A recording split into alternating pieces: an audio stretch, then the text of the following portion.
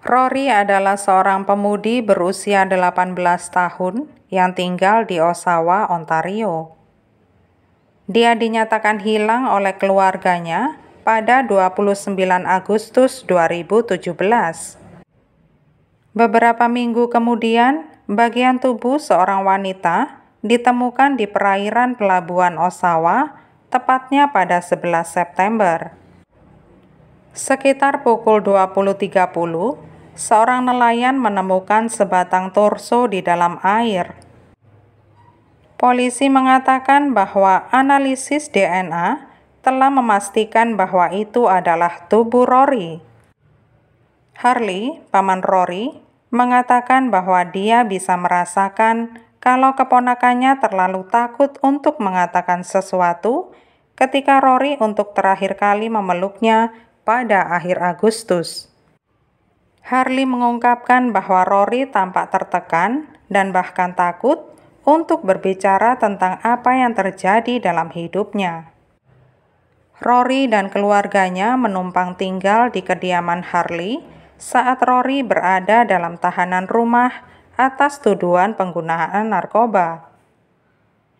Rory menghabiskan sebagian besar waktunya di pusat kota Oshawa dan sering mengunjungi The Refuge, sebuah pusat kegiatan pemuda. Harley mengatakan dia baru saja memberi Rory dan ibunya $1.000 untuk membantu biaya hidup mereka. Dia juga membelikan baju dan sepatu baru untuk Rory.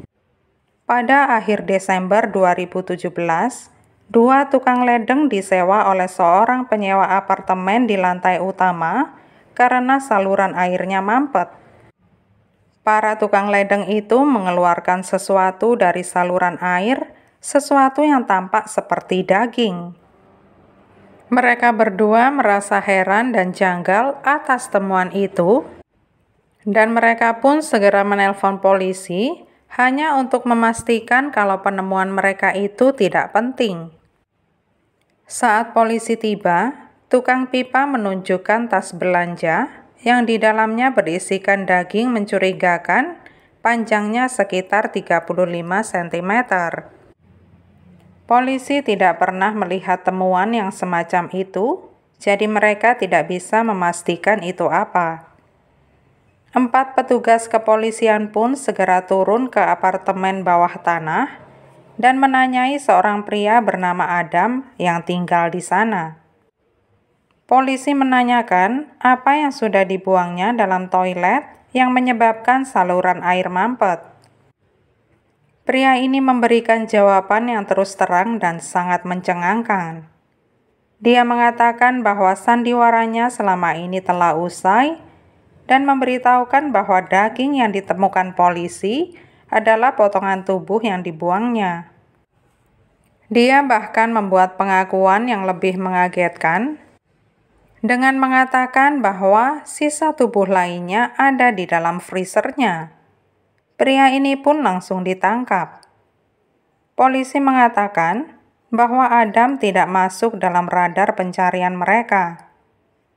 Adam tertangkap basah saat hendak membuang sisa tubuh Rory.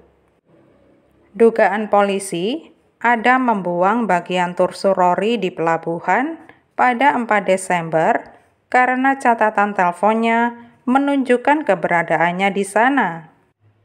Ketika penyelidik muncul di apartemen Adam pada bulan Desember, mereka menemukan sisa tubuh Rory di dalam lemari es besar di dalam kamar pria itu. Tampak ada darah Rory di dinding dan di langit-langit kamar Adam. Air mani Adam juga didapati di tubuh Rory. Pemeriksa medis yang nantinya akan bersaksi dalam persidangan Adam menyatakan pada tubuh Rory ditemukan banyak luka, termasuk 2 patah tulang tengkorak. Cedera yang ditemukan selama otopsi menunjukkan bahwa Rory berulang kali dipukul di kepala dan wajahnya dengan benda keras dan tumpul semacam palu.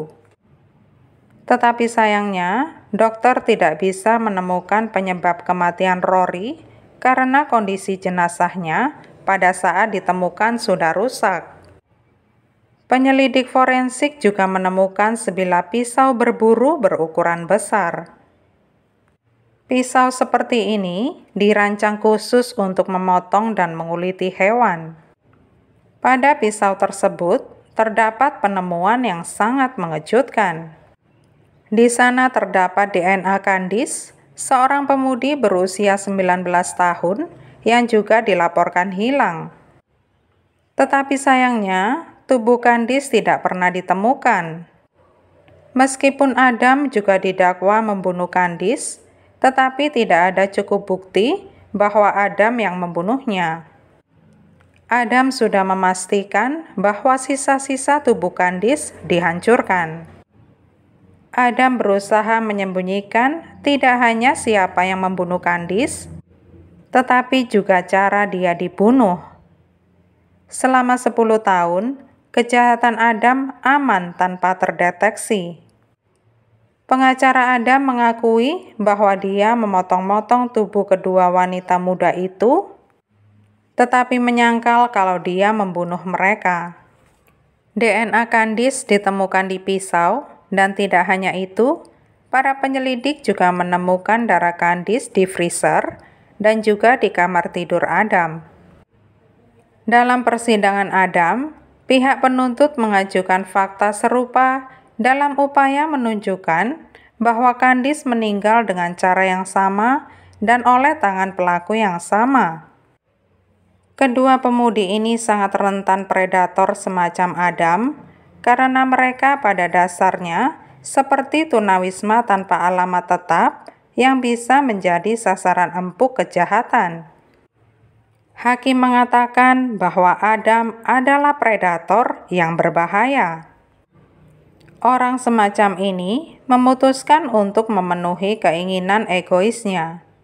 Dan dalam hal ini, Adam telah mengambil 2 nyawa yang rentan.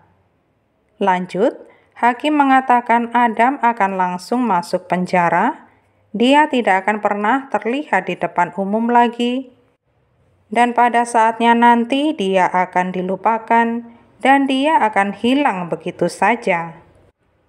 Selama penggeledahan, polisi menemukan kepala Rory dan bagian tubuh lainnya di dalam freezer. Saat itu bibi Rory sempat membelikannya alat tes kehamilan sesaat sebelum dia menghilang, dan ternyata Rory memang benar hamil. Saat itu, Rory juga sedang berjuang melawan kecanduan sabu. Ayah Candice juga memberikan kesaksiannya selama persidangan dan mengatakan terakhir melihat Candice pada musim semi 2008 dan belum mendengar kabarnya sejak saat itu. Dia sudah berupaya mencari Candice berbulan-bulan tanpa hasil. Dia bahkan menangis saat membacakan kesaksiannya di sidang. Sementara itu, seorang laki-laki bertubuh kekar yang duduk di kotak tahanan dengan mengenakan baju putih dan celana abu-abu dan rambut dikuncir tidak menunjukkan emosi apa-apa. Hakim juga akan menghadirkan 5 wanita yang diduga menjadi korban kekerasan seksual Adam. Mereka akan bersaksi nantinya tentang alat tarik yang digunakan Adam untuk mengikat dan menahan mereka. Rory dan Candice adalah penderita masalah narkoba dan terkadang bekerja menjajakan seks untuk mendanai kebutuhan narkoba mereka, dan bisa jadi saat itulah mereka ditemukan oleh sang predator, Adam. Pada akhir sidang hukuman, Hakim Pengadilan Tinggi Ontario menjatuhi Adam hukuman seumur hidup tanpa kemungkinan pembebasan bersyarat selama 25 tahun atas pembunuhan Rory 18 tahun. Adam juga dijatuhi hukuman 18 tahun penjara atas pembunuhan berencana Candice 19 tahun. Pada saat dijatuhi hukuman, Adam berusia 47 tahun. Bisa dipastikan kalau Adam tidak akan pernah menghirup udara bebas lagi sampai ajal menjemputnya di penjara. Hukuman yang dijatuhkan hakim tidak akan pernah bisa menghapus kehilangan sekaligus kengerian yang dihadapi keluarga para korban, karena akan menyisakan trauma berat dalam kehidupan mereka. Ibu Rory mengatakan berharap agar jenazah putrinya dikembalikan pada musim semi supaya keluarga dapat mengadakan pemakaman yang terbuka untuk umum atas Rory.